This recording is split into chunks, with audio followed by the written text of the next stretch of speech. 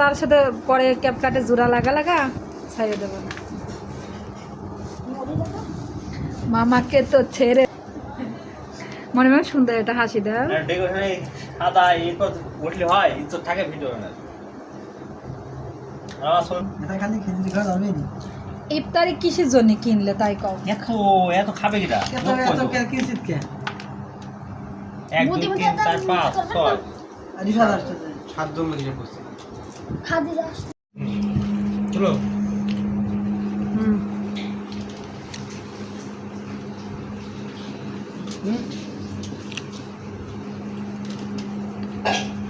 তোর কোনো